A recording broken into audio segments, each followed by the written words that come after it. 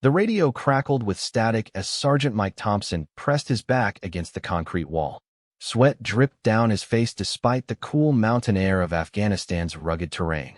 His team of 6 Rangers had been pinned down for over 4 hours in what was supposed to be a simple reconnaissance mission. "Base, this is Alpha Team," Mike whispered into his radio. "We're taking heavy fire from multiple positions. Request immediate extraction." The voice that came back was grim. "Alpha Team, we've got eyes on your position. Taliban forces have you completely surrounded. Extraction is impossible at this time." Mike closed his eyes and felt his heart sink. They were trapped in a small compound on the outskirts of a village that intelligence had said was clear. The information was wrong. Dead wrong. Corporal Danny Martinez, the helicopter flew through the storm for 20 minutes before landing at a forward operating base that Mike didn't recognize. As soon as they touched down, medical teams rushed forward to help Rodriguez and Phillips. The rest of the Rangers were escorted to a debriefing room where hot coffee and dry clothes waited for them.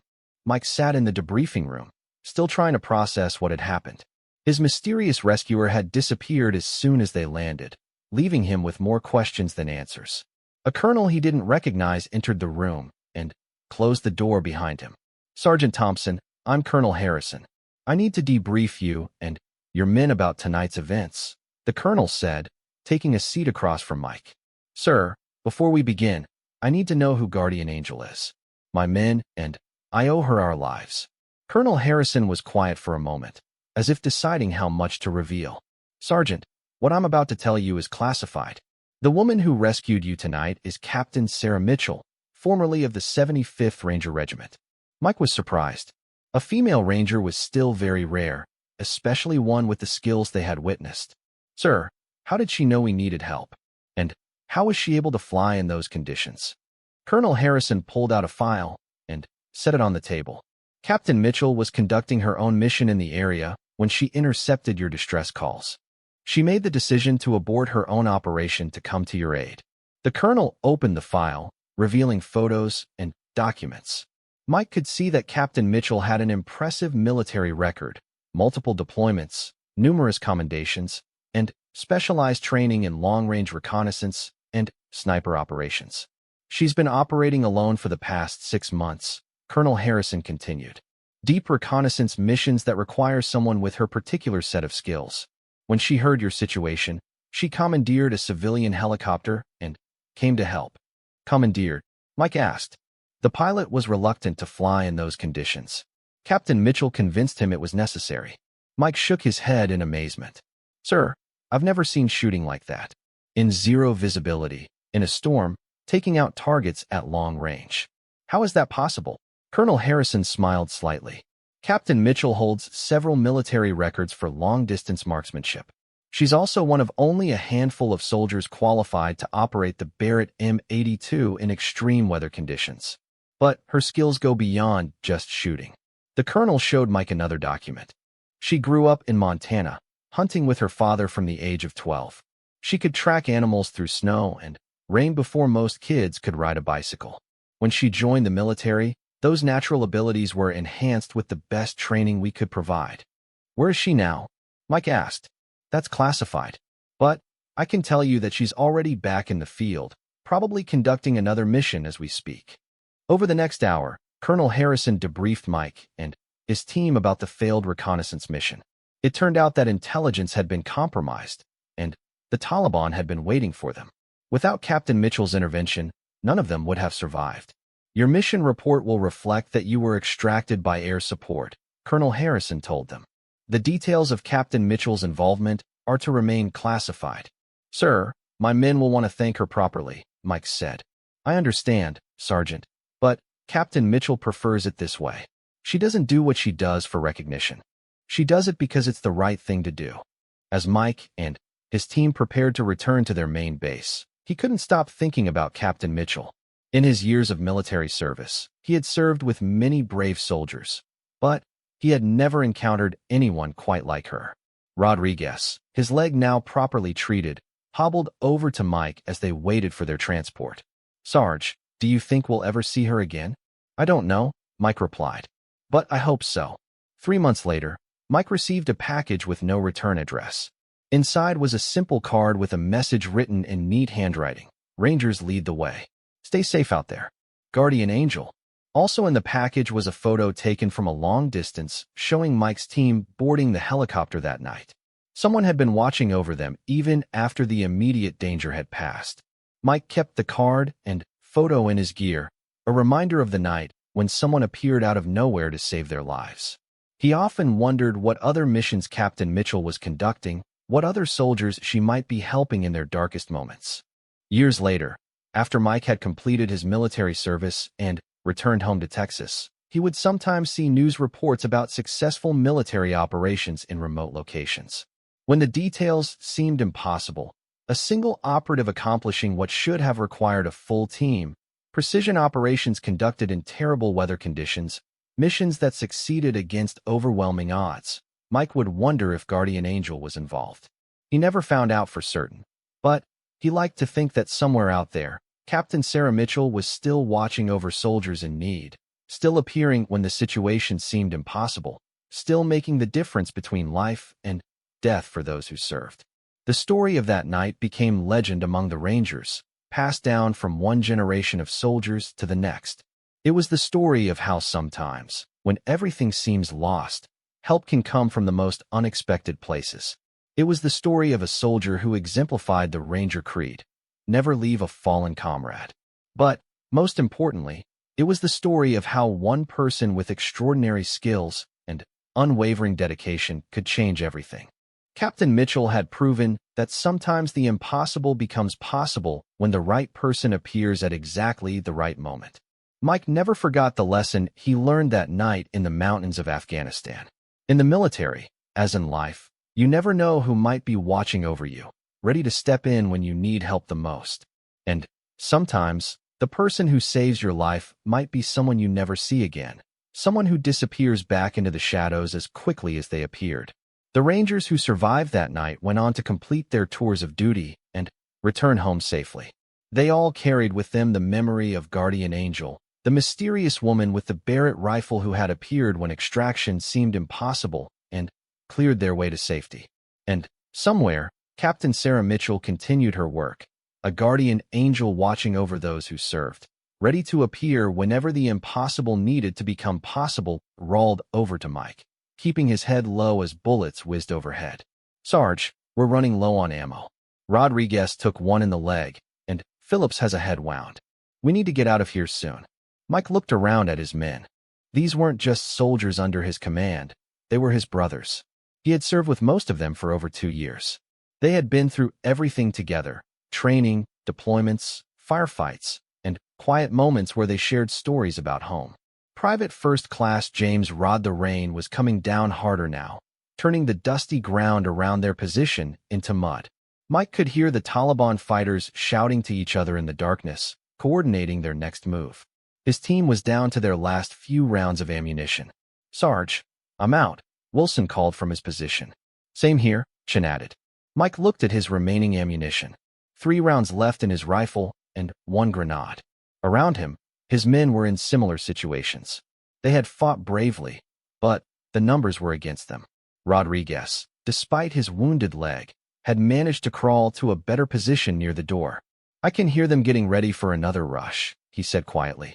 "Sounds like they're bringing more men." The situation was becoming hopeless.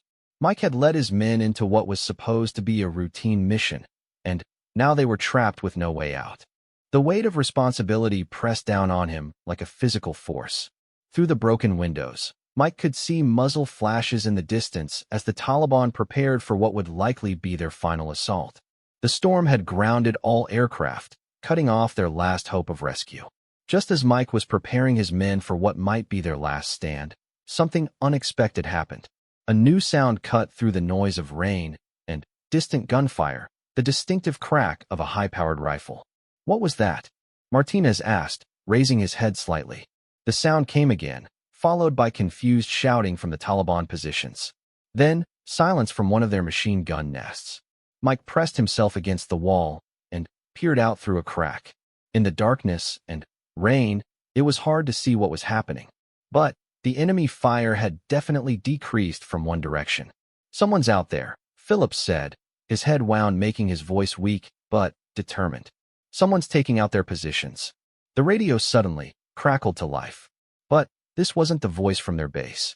It was a woman's voice, calm and professional. Alpha Team, this is Guardian Angel.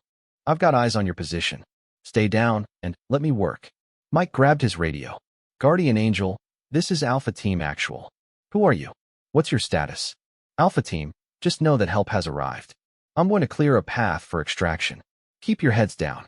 Another shot rang out, and Mike saw the muzzle flash from a position about 300 yards to the north. Whoever this Guardian Angel was, she was an expert marksman. The Taliban heavy machine gun that had been tearing their building apart suddenly went silent. How is she hitting targets in this weather? Brooks whispered in amazement. The rain was coming down in sheets now, and the wind was howling through the mountains. Visibility was near zero, yet somehow this mysterious sniper was picking off enemy positions with surgical precision. Over the next 10 minutes, the gunfire from around their position steadily decreased. Guardian Angel was systematically eliminating the Taliban fighters who had them surrounded. Mike had never seen anything like it. Guardian Angel, Alpha Team, Mike called into his radio. We have 2 wounded and are critically low on ammunition. What's your extraction plan? Alpha Team, I'm clearing the LZ now. There's a flat area about 200 yards east of your position. Can your wounded make that distance? Mike looked at Rodriguez and Phillips. Rodriguez's leg was bad, but he could probably manage with help. Phillips had lost some blood from his head wound, but was still conscious and alert. We can make it, Mike responded. What about enemy forces between us and the LZ? Leave that to me, came the calm reply. Another shot echoed through the valley, and Mike heard a scream from somewhere in the darkness. Guardian Angel was still working. Alpha Team, prepare to move in 2 minutes. I'll provide cover. Mike gathered his men. All right, we're moving out. Martinez and Wilson help Rodriguez. Brooks, you assist Phillips. Chun, you're with me on rear guard. As they prepared to leave their makeshift fortress, Mike felt a mixture of relief and curiosity. Who was this Guardian Angel? How had she found them? And how was she able to operate so effectively in conditions that had grounded all their aircraft? Guardian Angel, Alpha Team ready to move, Mike reported. Copy, Alpha Team. Move now. Stay low and head directly east. I'll cover your movement. The Rangers emerged from their damaged building into the storm. The rain immediately soaked through their uniforms, and the wind made it difficult to maintain balance on the muddy ground. But they were moving, and for the first time in hours, Mike felt hope. As they made their way across the rough terrain toward the LZ, Guardian Angel continued to provide cover. Every time a Taliban fighter tried to engage them, a precise shot would ring out, and the threat would be eliminated. This is incredible, Martinez said as he helped Rodriguez across a small stream. Whoever she is, she's saving our lives. The 200 yards felt like 2 miles as they struggled through the mud and rain with their wounded comrades. But Guardian Angel never let up. Her covering fire was so effective that the Taliban fighters seemed to be retreating rather than pursuing. When they finally reached the designated LZ, Mike was amazed to see that it had been completely cleared of enemy forces. Several Taliban bodies lay around the perimeter, all taken out by precise long-range shots. Guardian Angel, Alpha Team has reached the LZ, Mike reported. Copy, Alpha Team. Stay in position. Your ride will be here in 5 minutes. Mike looked around in confusion. Guardian Angel, all aircraft were grounded due to weather conditions. How is extraction possible? Alpha Team, sometimes the impossible becomes possible when the right person shows up at the right time. As if summoned by her words, the sound of helicopter rotors began to cut through the storm. Mike couldn't believe it. Someone was flying in these conditions. The helicopter that appeared through the rain and darkness was not what Mike expected. It was a civilian aircraft, painted in dark colors and flying without lights. As it descended toward the LZ, Mike could see that it was being piloted with exceptional skill to handle the difficult weather conditions. Who is this Guardian Angel? Chen asked, voicing what they were all thinking. As the helicopter touched down, a figure emerged from the cockpit and ran toward them through the rain. She was tall and moved with military precision, carrying what Mike now recognized as a Barrett .50 caliber sniper rifle. Let's get your wounded on board. she called out over the noise of the rotors and storm. As Mike helped load Rodriguez and Phillips into the helicopter, he got his first good look at their rescuer. She appeared to be in her 30s, with short dark hair and intense green eyes. Despite having just conducted a complex rescue operation in terrible conditions, she seemed completely calm and in control. "Ma'am, I'm Sergeant Thompson, Alpha Team Leader," Mike said as they secured the last of his men in the helicopter. "I need to know who you are and how you found us." She looked at him with a slight smile. "Right now, Sergeant, the important thing is getting you and your men to safety. Explanations can wait." As the helicopter lifted off, carrying them away from what had seemed like certain death, Mike found himself staring at this mysterious woman who had appeared out of nowhere to save them. Rodriguez was propped up against a wall, his leg wrapped in a makeshift bandage. Despite his pain, he still held his rifle ready. Specialist Kevin Phillips had a bloody bandage around his head, but refused to give up his position at the window. The other members of the team, Corporal Sam Wilson, Private Tyler Brooks, and Private First Class Alex Chun, were spread around the small building, each watching a different direction. The sound of enemy voices grew louder outside. They were planning something. "How many rounds do we have left?" Mike asked. Martinez did a quick count. "Maybe 50 rounds total, Sarge. And we're down to 2 grenades." The situation was desperate. The Taliban had moved heavy weapons into position around their building. Mike could hear the distinct sound of a heavy machine gun being set up somewhere to their north. Once that was ready, their thin concrete walls wouldn't provide much protection.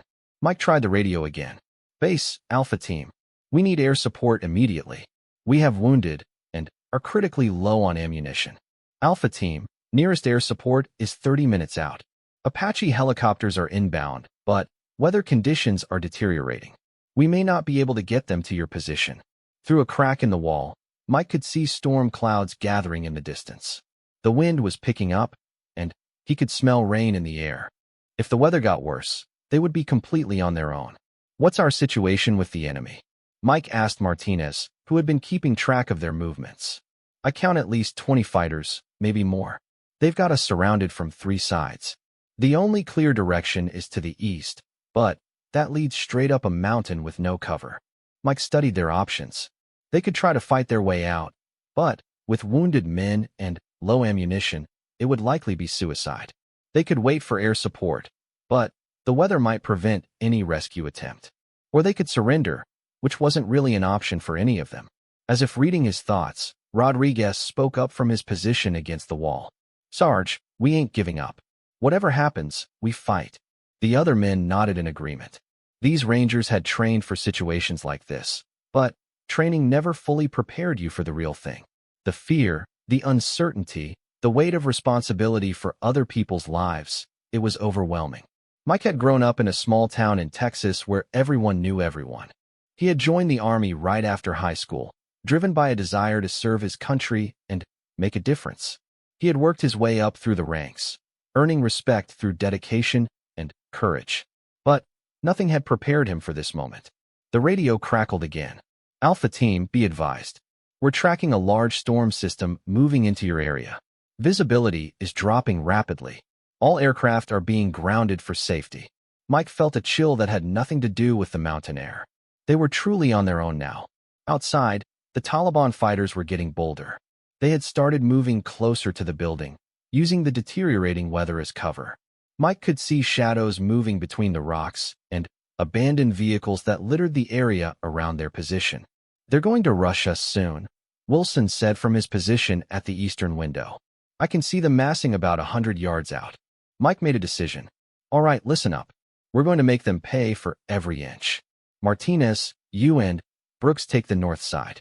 Wilson and Chun, you've got the west. I'll handle the south with Rodriguez and Phillips." The men moved into position, checking their weapons one last time. Each of them knew this might be their last fight. But there was no panic, no despair. They had trained together, fought together, and, if necessary, they would die together. The first attack came just as the rain started to fall. Heavy gunfire erupted from all sides as Taliban fighters rushed their position. The Rangers returned fire with precise, disciplined shots, making every bullet count. For 20 minutes, they held their position. The enemy fell back, regrouping for another assault. During the brief lull, Mike tried the radio one more time. Any station, this is Alpha Team. We are surrounded and under heavy attack. Request immediate assistance. The only response was static. The second assault was fiercer than the first. The Taliban had brought up their heavy machine gun, and the concrete walls began to crack and crumble under the sustained fire. Dust and debris filled the air as chunks of the building were blown away. "Sarge," Martinez called out. "They're trying to flank us from the north." Mike moved to help, but their ammunition was almost gone.